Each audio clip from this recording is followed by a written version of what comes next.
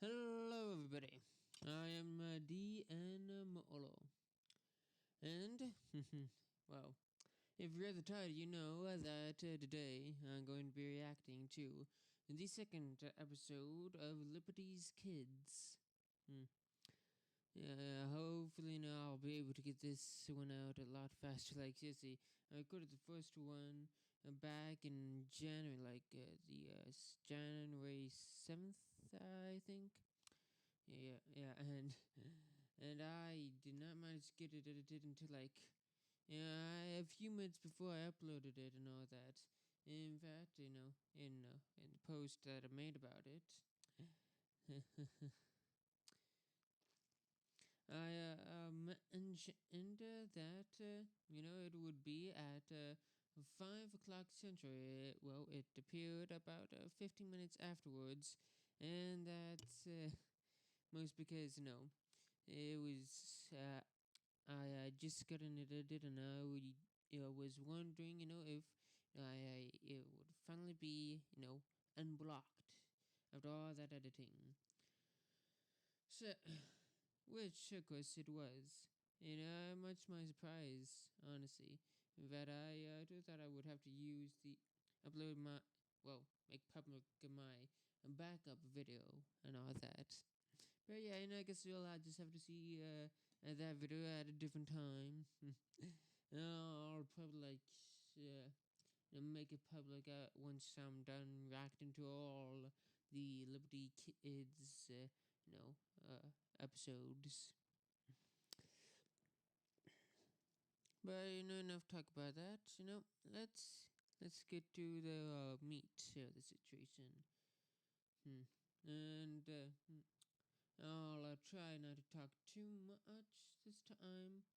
No, that like I did last time. Man, I mean, just look at that, 33 minutes, and I'd say about 90% of that time it's just me, just talking.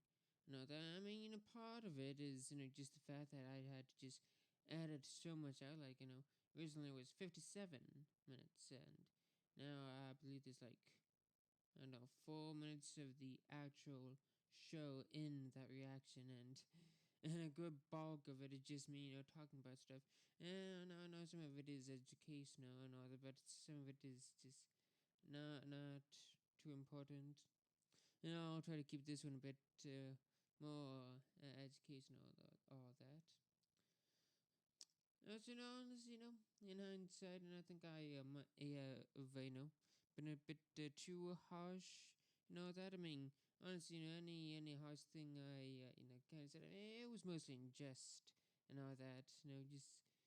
Just some light teasing here at the show. Yeah, although then again, I gotta say, it's actually not that bad out of a show. Really, it's kind of good. The whole premise is that's kind of very good, and it's just a great way to just educate people about the time period and all that. And I mean, what better way than to do that with a couple of young journalists and all that, or apprentice journalists. Anyway, let's get on with it. And also, one more thing. If you want to see the full unedited version, go to my Patreon, because this is definitely probably going to be very edited here on YouTube.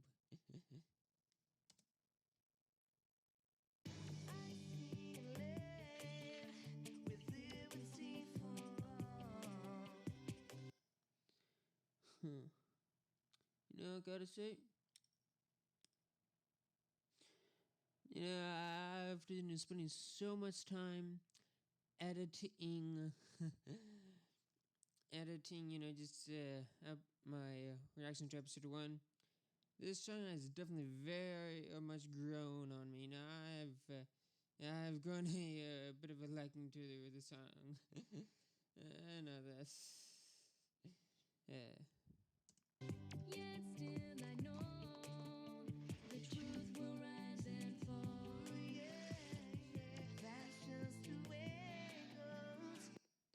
Although, whether or not you like the song, you cannot deny. You can definitely tell when it was made. A word now to the wise. I don't know if you can hear it, but just listen to the backing track here. Oh.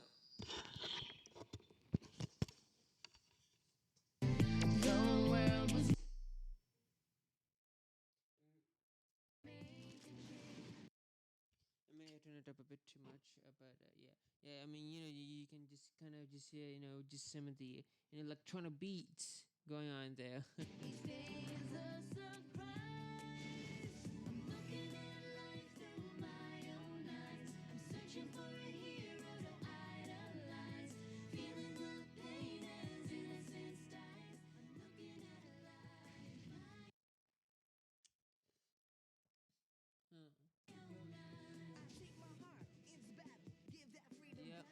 Yeah, the graphics are, they are a bit fuzzy.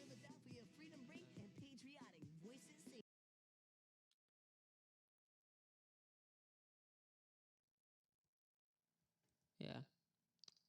Yeah.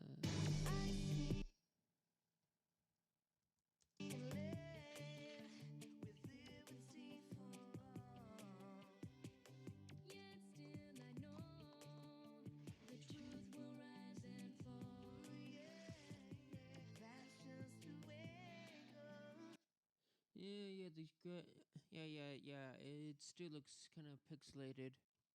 Huh. No, I guess it doesn't matter too much. A word now to the wise. The world was made to change. Each day is a surprise. I'm looking at a light and patriotic. You're just gonna just skip through and all that.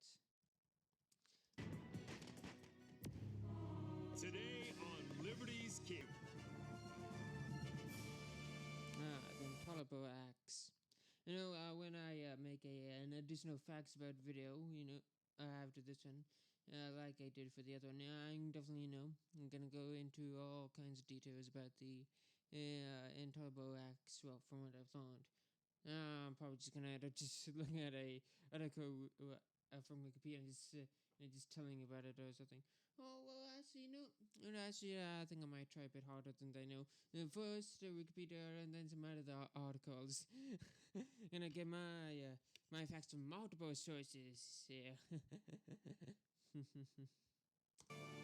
Dearest mother. Although I will say, I definitely do remember, learning about the Intolerable Acts back when I was in, let's see, was it middle school or elementary school? I can't remember whether I learned about the Intolerable Acts in elementary or middle school. No, I learned about it. It's just around my pre-teen years, I think. Yeah, something like that. Yeah, I mean, it was either late in elementary or early in middle school. They called it the Boston Tea Party, but believe me, this is one party I wish I had missed. I wish. I'm gonna back that up.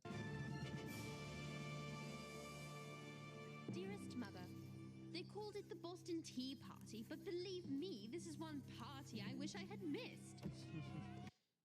Yeah, that's funny. Also, why is her handwriting big? Like, tea party, but believe. I mean, jeez, just look at that. Just look how big her handwriting is. Yeah, I mean, I don't know about you, but I don't think her handwriting would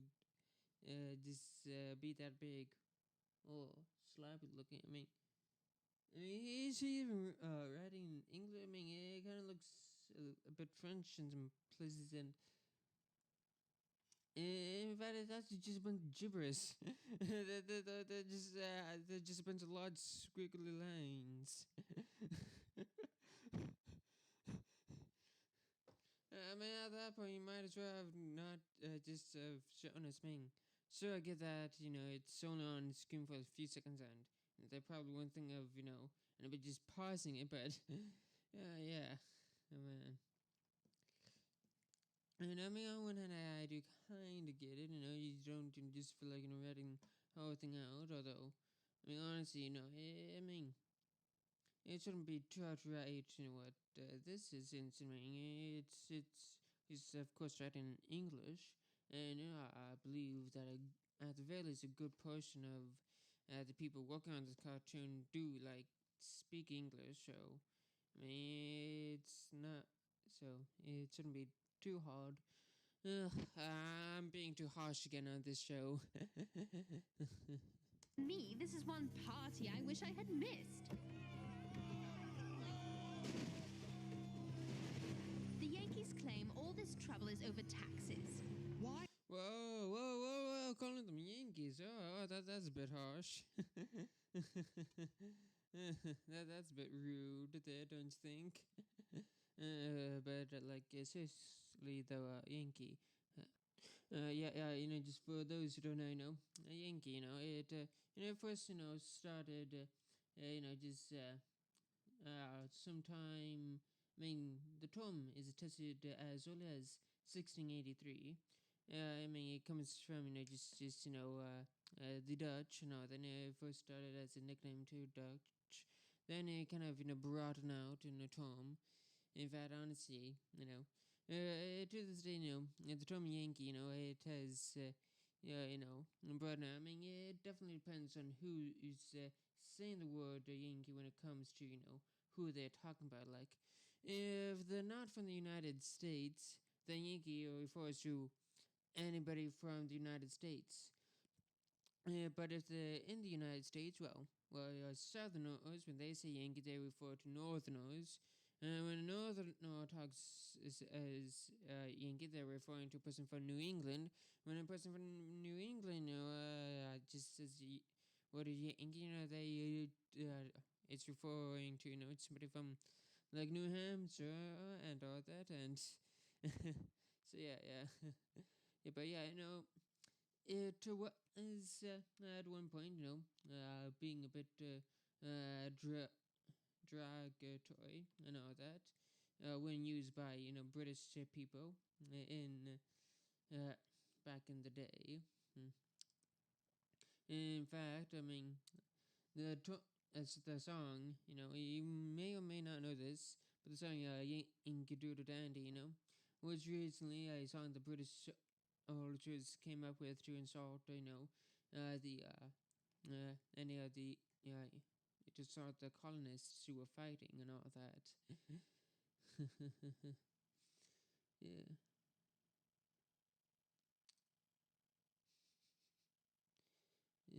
Let's see. Yeah, etymology, New England use, history. Yeah. Yankee settlement.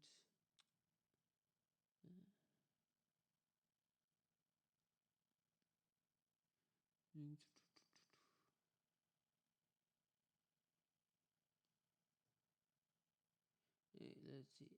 Historical usage. In previous influence on the term, pervasive influence on the use of the term throughout the years have been the song Yankee Doodle. Yeah, the song was made by British troops. Oh, it was during the French and Indian War. Oh, yeah. Basically, just Yankee simpletons. Yeah. Yeah. I mean, eventually, we Yanks have, we used it as a more positive way. Like, we are Yankees, we are proud Yankees, and all that. So now, it's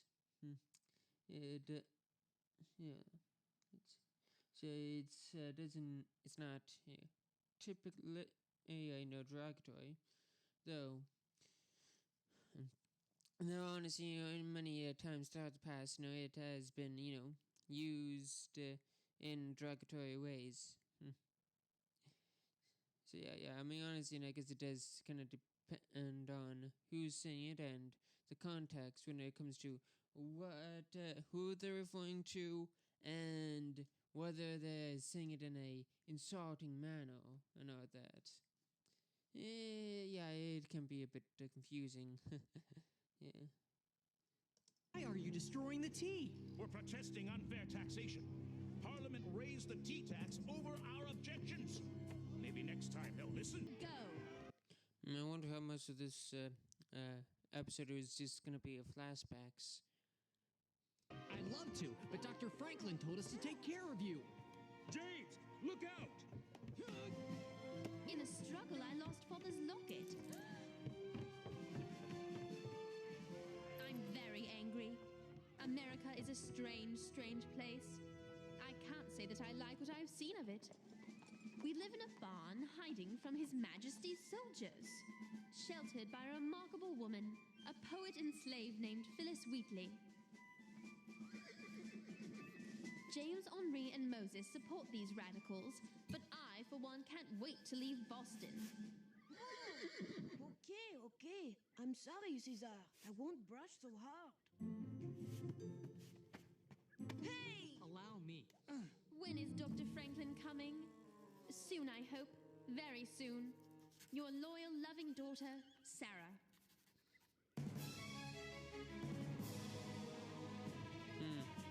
With all of it told us nothing, we learned nothing from that.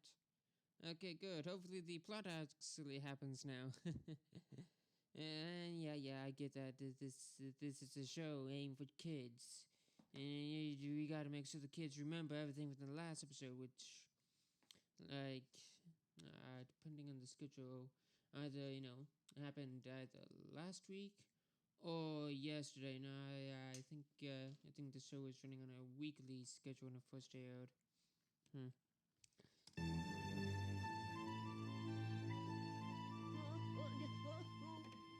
How many do you see, Henri? 1, 2, 3, 4, 5. English, Henri, not French. I'm counting the English. How many are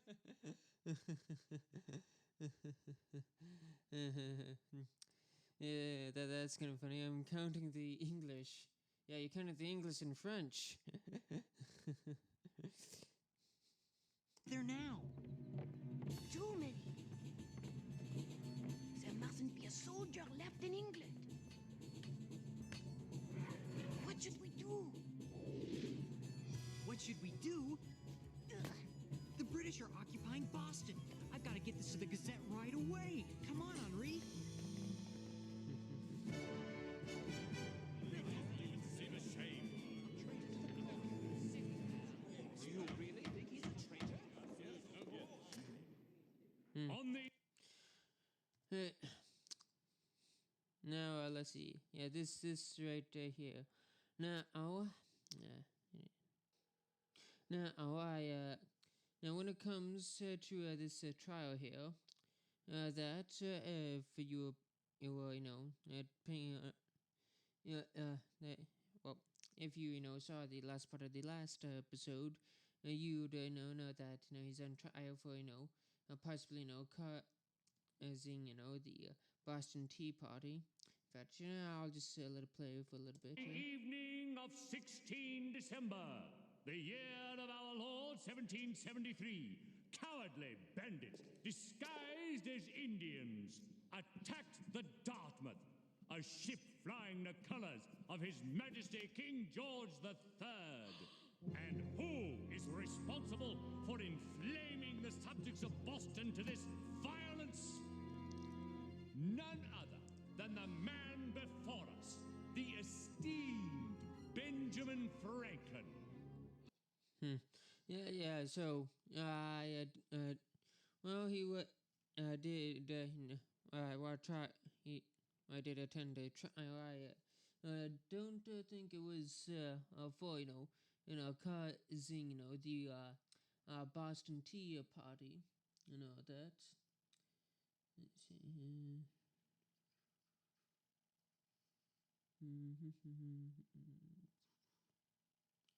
Austin. Let's see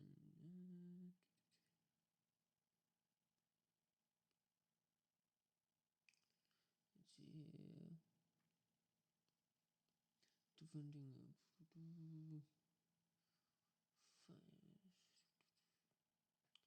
Don't. Yeah, I mean, looking here at the, the Wikipedia article, no, I don't think I see any thing about hit and beyond, a trial for, the Boston Tea Party. However, this scene right here may be inspired by a trial that did happen to here. Oh,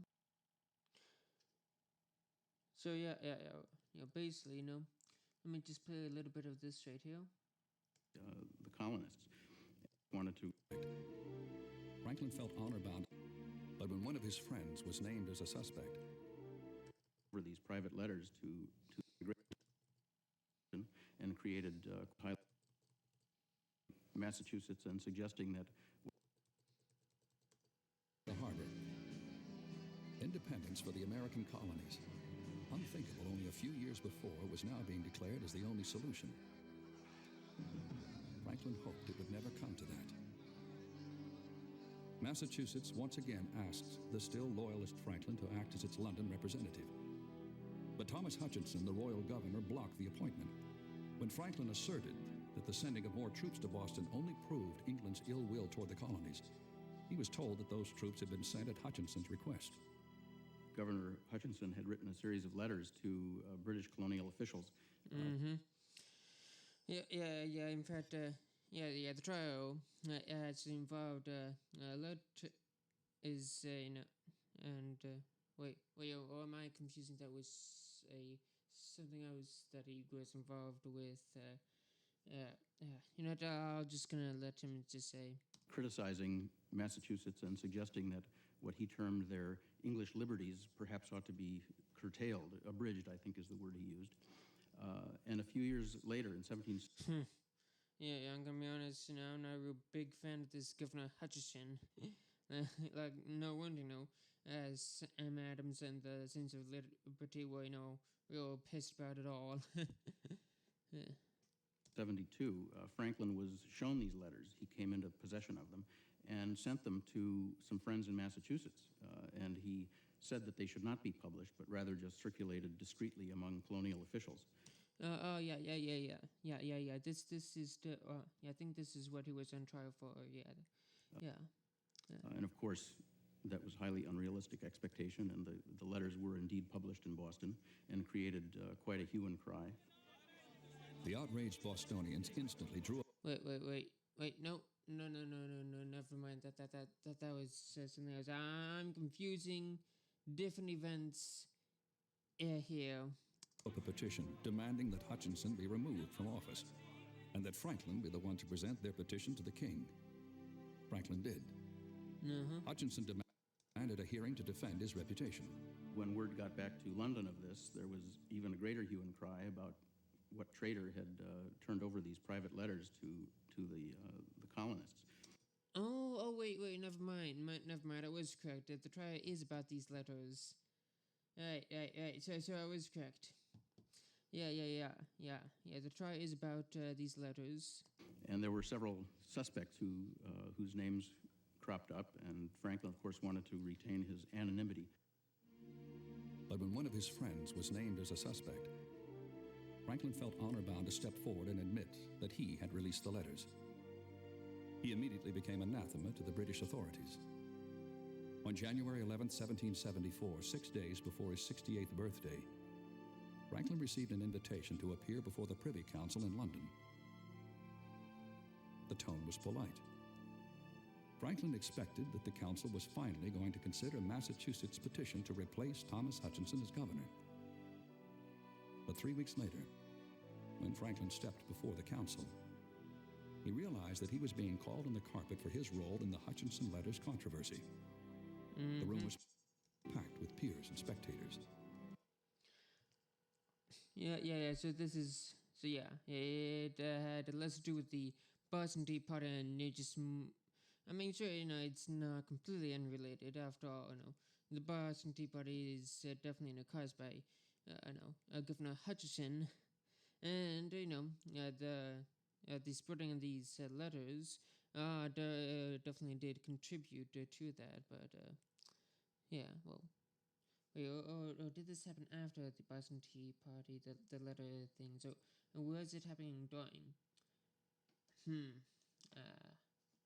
Okay, no, it's possible I may be getting the timelines mixed up here, but yeah, this trial right here, this is definitely clearly, inspired by that. In fact, let's watch it and then, go back to the documentary here. His crimes are enormous. The East India Company lost hundreds of crates of tea worth many thousands of pounds. This Oh, boo-hoo, the big evil corporation lost a bunch of money. Oh, boo-hoo. I mean, sure, I guess, destroying a person's property is illegal and definitely, sure, I guess, destroying somebody's property is bad. But then again, this is the East India Company we're talking about, so, I don't know. Was destroying their property bad?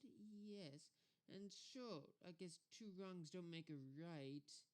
That is true. So yeah, what they did was wrong and illegal and all that. But on the other hand, I don't know. I just don't like the East India Trading Company. law scoundrel, sir. Have you nothing to say for yourself? The heart of a fool is in his mouth, but the mouth of a wise man is in his heart. Ah, the famous Franklin wit. Perhaps I need to remind you, a rope is the proper reward for treason. Okay, so I guess we're just gonna be cutting in and out with that trial here. But let's just go ahead and just see the documentary here. Lord Gower presided. Franklin stood for an hour and a half while Solicitor General Alexander Wedderburn, a notoriously abusive and table-thumping Scot. So yeah. As you can see here, just from this portrait alone, you can definitely tell that this guy is this guy. I mean, the resemblance is uncanny in a way. Yeah. And just look at the two here. Yeah. Although I will say, one inaccuracy here is that this guy does not have a Scottish accent and all that. Let's hear this again. Solicitor General Alexander Wedderburn, a notoriously abusive and table-thumping Scotsman, harangued him. Scotsman. I did not hear any Scottish accent there. Maybe they should have given him a Scottish accent. They already had the same face. May as well just go all the way. They got the face, the personality. Wedderburn's attack was vicious, cutting, and personal. Wedderburn, the Solicitor General, took the occasion to excoriate and vilify and humiliate Franklin, and he really became the subject of this affair. And the berating of Franklin went on for an hour, and Franklin stood there silently and took it all. Wedderburn warned that with men like Franklin at liberty, no gentleman's papers would be safe unless locked in a writing desk. The audience laughed. When Wedderburn branded Franklin a common thief, they applauded. When it was over, Franklin calmly and gravely left the room without a word. So yeah, basically, honestly, he really should be just calling him a thief instead of a traitor, and all that. It's definitely quite inaccurate here. But honestly, this the trial was definitely kind of pivotal here. Franklin's fellow colonists had long suspected him of being too English. Now the English considered him too American. Mm-hmm. Yeah, this is definitely this event definitely is what convinced him to just support the American cause. Benjamin Franklin went before the Privy Council on January 29, 1774, a loyal Englishman, and left an American revolutionary. Yeah. Anyway, I think that's all for like now. Yeah.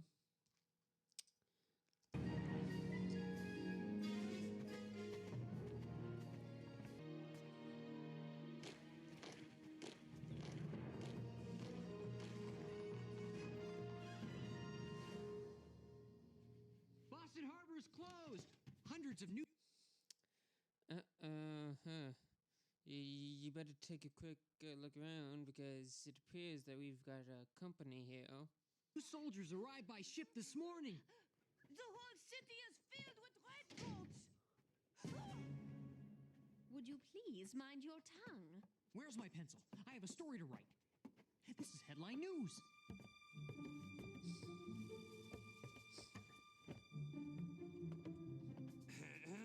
James? Those filthy redcoats are everywhere. Oh my God! Wow! This guy's very focused. He still has not noticed. He has not noticed that they've got company. Very particular company. Oh man, ticks. That's right, James. After that long sea voyage, these lovely redcoats could use a good cleaning.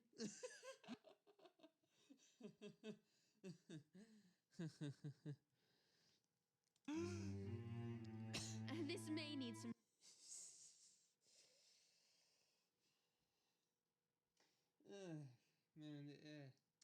I tell you, James can definitely be quite an idiot sometimes. soap and water. Let me help you, Miss Phillips.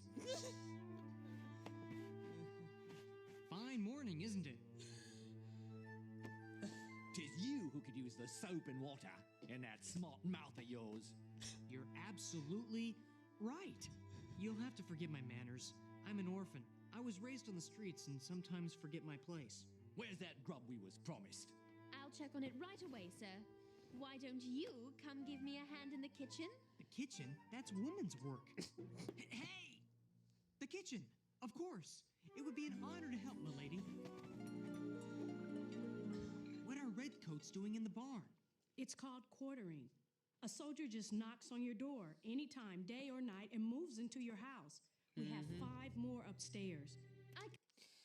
Yeah. I mean, honestly, I think that's quite intolerable. And I mean, that's just an example of some of the intolerable acts. I mean, the harbor's now closed, and they're forcing you to just house and take care of all the troops stationed there. You gotta just pay for everything out of your own pocket and all that. I mean, honestly, it's kind of disgraceful and all that.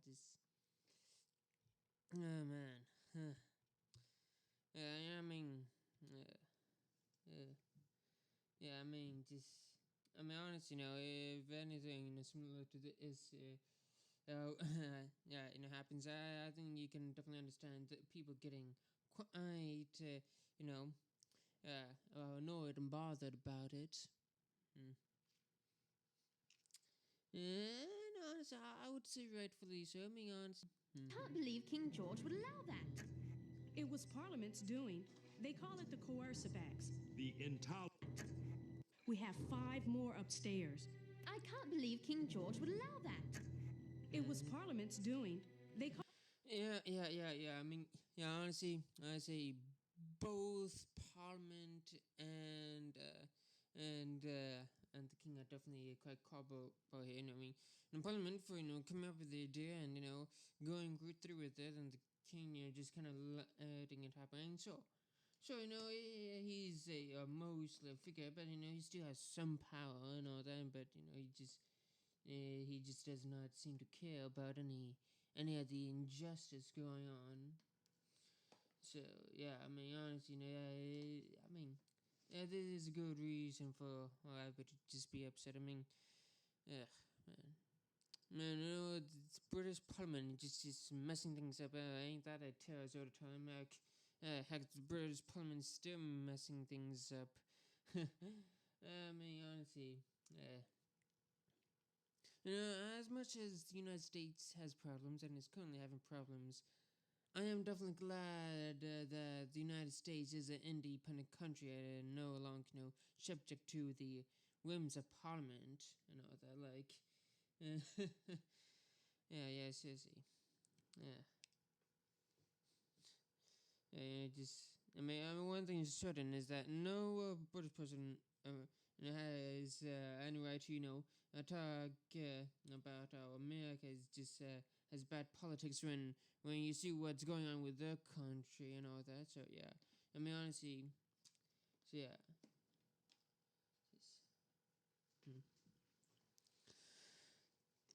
But yeah.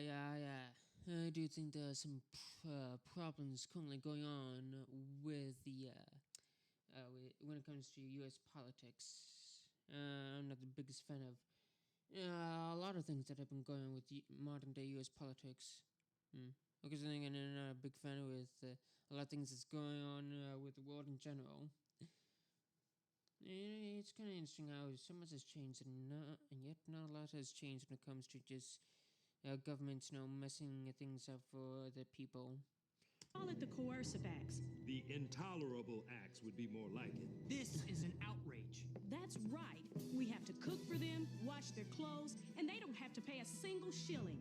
I am outraged too. This pie was too small. You are the funny one, aren't you? How did you come to be in the colonies? I came here with my parents.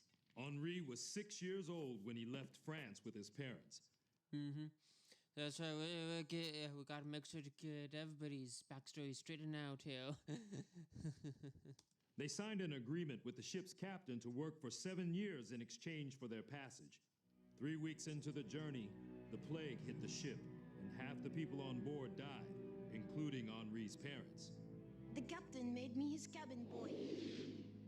He said I had to pay off my family's passage. Oh, I worked all the time, cleaning his room, getting his food, his clothes, hauling buckets of coal. And if I did anything wrong, he threw me in the hold for hours. How dare he? I belonged to him. You mean he made you A slave.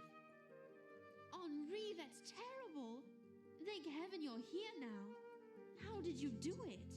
Moses and I went to the dock to pick up parts of a printing press that had come over from France. We went down into the hold to get the parts. There was Henri, on the floor, behind bars. But Moses got him out with the handle of the printing press. It was amazing. It was just what needed to be done.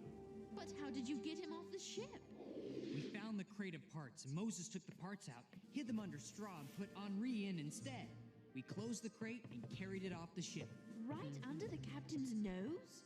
Right under his nose. But we had to wait another month to find other parts for the printer. I'm still not sure it was a good trade.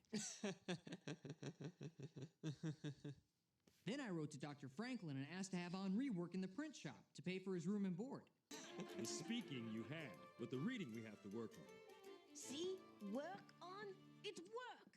Speaking of which, I must get back to my work or it will raise suspicion. Lieutenant Brampton was by here earlier talking about the Tea Party and telling Master Wheatley, if Boston's going to cause trouble, Boston's going to pay the piper. That only makes sense. Whose side are you on?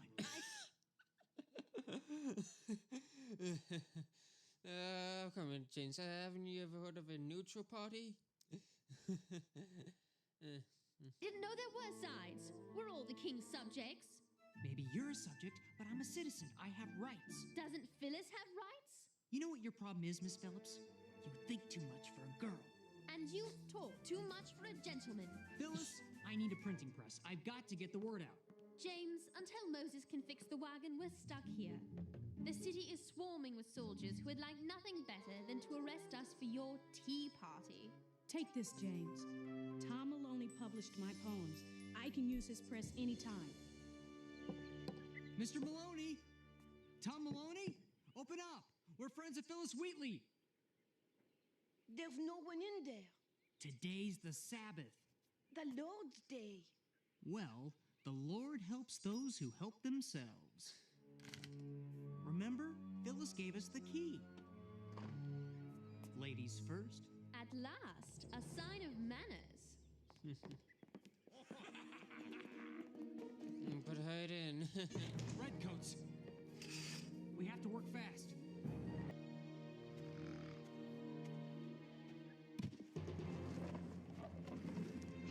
Oh no!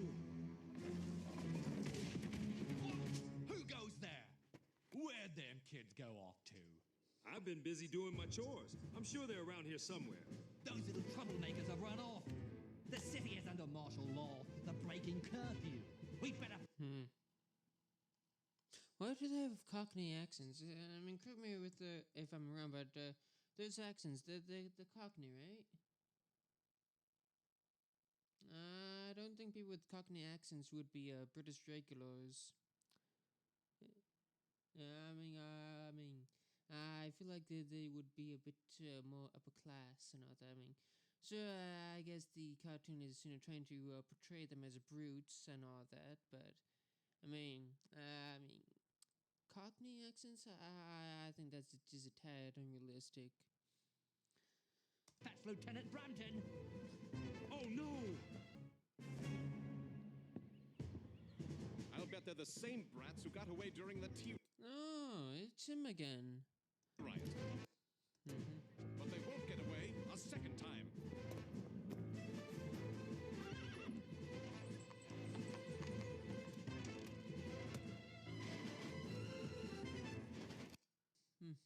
Keep going, Henri.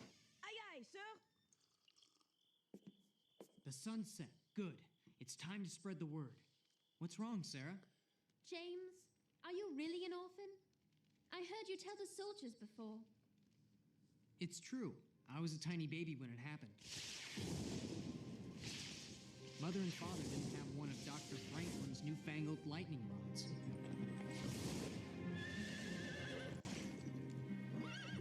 Our house was struck and burst into flames. It burned to the ground. I was lucky. A neighbor pulled me out in the nick of time. Dr. Franklin's lightning rod has saved thousands of lives. When I was old enough, I sought him out. He offered to take me in as an apprentice, and I've been working at the Gazette ever since. I'm sorry for Interesting. complaining about a silly locket when you've lost so much more. That No, I gotta say, it's nice that we're finally seeing, the nice side of her and all that. Honestly, I gotta say, in the last video, I kind of, said how little of personalities these characters have, but honestly, that's not entirely true. I mean, they do have, some depth to them and all that. They're not bad characters. They're not. locket meant a lot, huh? My father gave it to me before he sailed for America. When it was around my neck, it was like having him near me, always. He went up the Ohio River to explore new lands. When he returns, Mother will join us here, but we haven't heard a word from Father in nearly a year. You're worried about him. See this? It's beautiful. It's my mother's ring. You ever see this ring that has only appeared just now? Like, living every single previous shot where he sends presents, we have not seen that ring on his finger before. Wait, have we? Wait a minute. Wait a minute. I'm still not sure it was a good trade. Wait another month to find other parts for the printer. I'm still... Oh, wait a minute, I stand corrected. Look there closely. Oh, it is on there. Huh. I wonder if it's in the previous episode, though. Huh.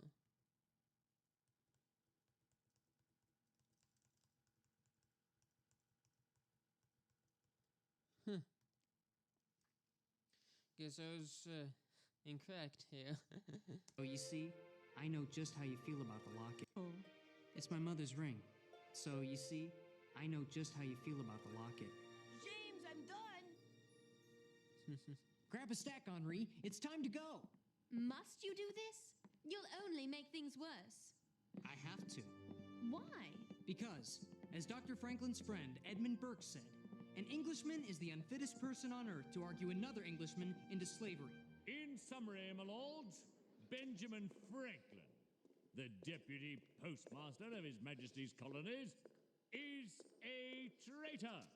And for this treachery, I ask that as a minimum, he be stripped of his position as postmaster, and that he bear the stigma and shame of a scoundrel, disloyal to king and country.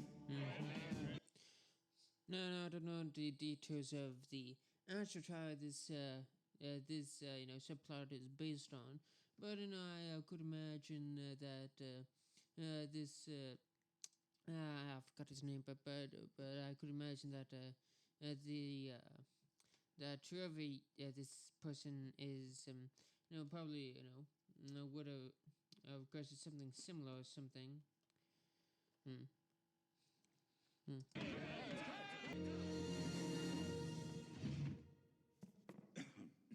From the bottom of my heart, I thank Mr. Wedderburn for everything he has said against me. What kind of trick is this? My gratitude is sincere. You've answered a question which has troubled me since boyhood. But you have finally put my mind at ease. The question is fundamental, and when my fellow colonists arrive at the same answer as I, a great empire may fall. More treason! Mr. Wedderburn says I'm a traitor, but this is not true. The question he has answered for me is thus, am I a British subject, or am I the citizen of a new nation? A country distinct and different from England? And today I declare my answer, I am not British, I am an American. And man can only betray his own country. My country is no longer England, my country is America.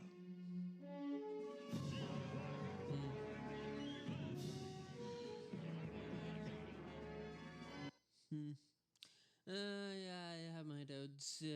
I've that he said I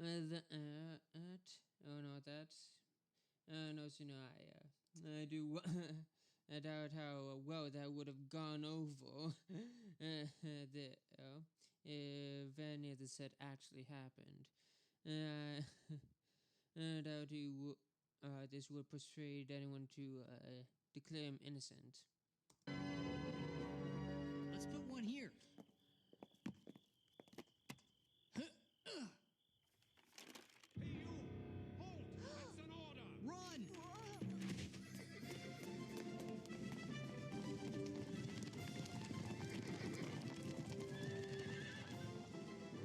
What do we do now? I don't know, but considering you dropped the hammer, I gotta say it's a good thing, we don't have forensics in this time period. Let's see, it's a good thing people did not know how to find fingerprints on things. Because they would definitely get in trouble if they could had the technology to find fingerprints. Well, perhaps I guess it is kind of possible to find some fingerprints, but it's really a lot more difficult to find. I mean, one of the things for certain is that they definitely don't have anybody's fingerprints on record and all that. I don't know. I mean, what is the history of fingerprinting and all that? When it comes to forensics, I mean, finding forensic investigation that kind of just started more towards during the Victorian era and all that. It was when Sherlock Holmes was originally being written and all that. Forensics was kind of cutting edge, I believe. Should I really just just look into the history of fingerprinting? I'll just do a quick search of when it started. Right, an article from legalclarity.org about when the police started to use fingerprints. Irons and observations of fingerprints, pioneering scientific study and classification. So, people kind of know about fingerprints for several centuries, but it didn't really become more of a science until 1823 here. And let's see, yeah, 1858 was when they started using prints as a practical way to identify people, signing official documents. Mm-hmm. So 1880, yeah. Mm-hmm. So yeah, definitely, money, yeah, as for, using fingerprints as a way of investigating people for crimes became a thing. Well, it's definitely, good in their case, since if they can't, since there's not as much evidence they can use in order to catch them and all that. We pray Moses has that axle fixed. Henri, Hang on a moment.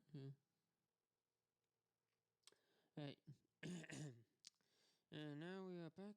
Let's continue here. I think we may have overstayed our welcome in Boston.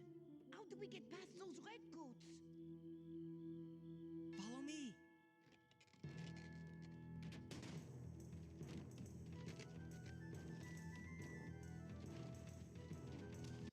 Man, yeah, I remember the scene. Yeah. In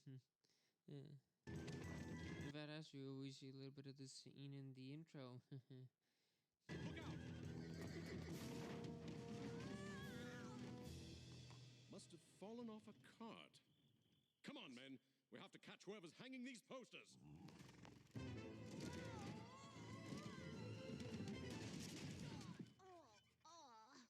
Are you all right, Henri? Which one of you said that? James, Henri, are you all right? Whoa! Quick! We have to get out of here. Too late. Everybody inside.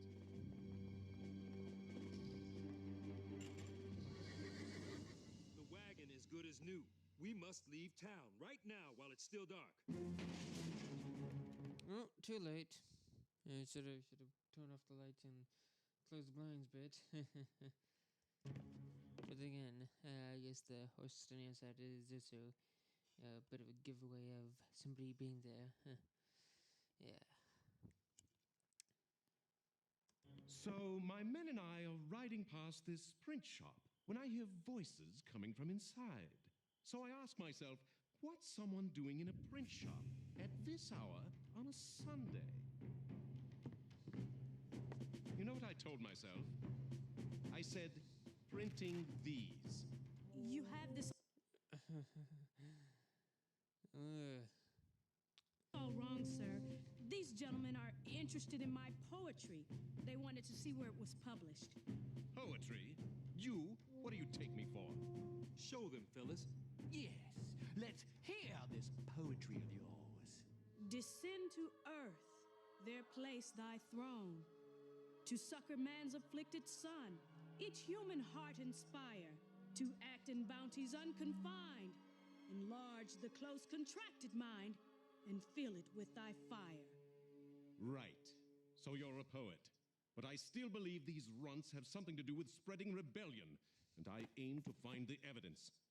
Tear the place apart if you have to, and if I find so much as one poster, it's jail for the lot of you. You. Me? What's your name? Sarah Phillips, sir. Phillips, you say? I served under a Major Phillips during the 7 Years' War. Major Phillips is my father, sir. Is that so? Then you're an Englishwoman, Miss Phillips. It's your duty to tell me who made these posters. The truth now. Your father would expect you to tell the truth to an officer in the service of his king.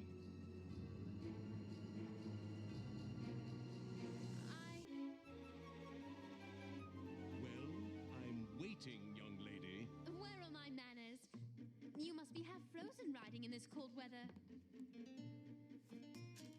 I'll fix a pot of tea on the Franklin stove. There, the fire is stoked. We'll have hot tea in half a tick. Now what was that you asked me? Something about posters? Nothing, Lieutenant. The place is clean. No sign of them signs. I don't have time for this. Come on, men. The rabble-rousers are out getting away while we're dilly-dallying with children and poets and tea. Quick! Good thinking, sir. To the wagon before they come back. Phyllis, how can we ever thank you? Keep fighting for freedom, that's how. Now be off. I'll keep watch until you're safely gone. Thank you. For what? You know. I don't know what you're talking about. Sure you do. You saved our hides. James, I'm very tired and I'm cold.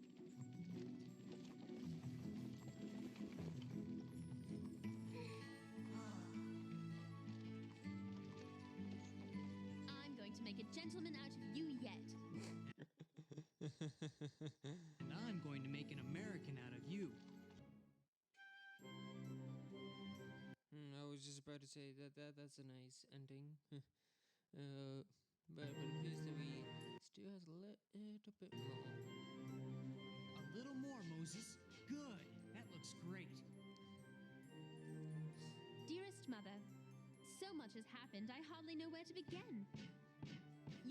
Oh, never mind. I guess it's just a bit of a I know, just a summary of the events that's going on here.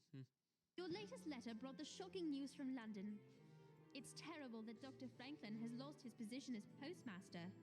But so he has. Oh, yeah. In fact, that's not a thing, but I think that was mentioned in that documentary. Yeah. But after looking at that, at it doesn't mention it, the documentary. Perhaps, well, I wonder if it did happen. Oh, yes, yeah. He was indeed removed. Though. So yeah. I guess what I said about him, saying about how he's no longer a subject and instead a American citizen, definitely did not persuade anybody to agree with him. Didn't and all that, but yeah. I mean, honestly,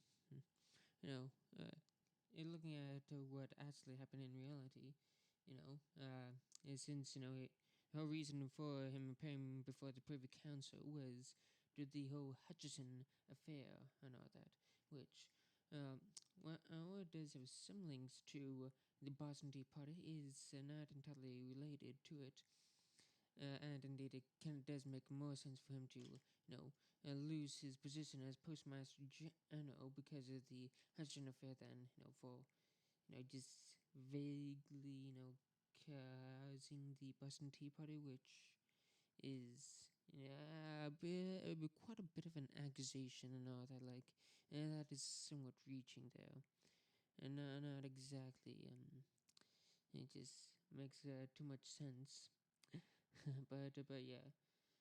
I mean, on one hand, I definitely can understand, the story, I'm trying to, simplify things, so, instead of, the whole thing with bring up the whole topic about the Hudson affair, they instead just try to just connect it to, the Boston Tea Party and all that. So it's not exactly historically accurate, and, it is, not only is the accusation a bit flimsy, but just him being punished by being removed from his post as Postmaster General, it does seem a bit just a bit, I don't know, random a bit, a little random. I mean, not completely random, but just but yeah, it makes more sense if you actually look into history and all that. But that's the thing that you should always do, is that you should never take historical fiction as complete fact, and should always do a little bit of research into things. Yeah. Praise the Lord he didn't end up in jail. Or worse. James, cut out that racket. A little more, Moses. Good. Would you please stop that noise? I'm trying to concentrate. Go ahead, James. It's finished. Sarah? What is it? The boys have a little something for you. For me? Thank you. For Here. Oh, look at that. The major replacement lock. That's very nice. That's very kind of them. For me? Moses Ooh, a bit romantic. made it. It was my idea. It's beautiful. You like it? I love it. But where in the world did you get the gold? Are you sure you like it? Your ring. It's the greatest gift I've ever received.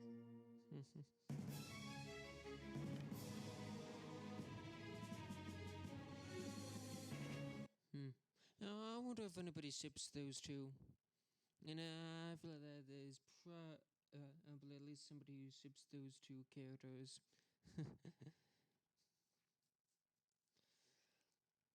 I can definitely see it. I know that.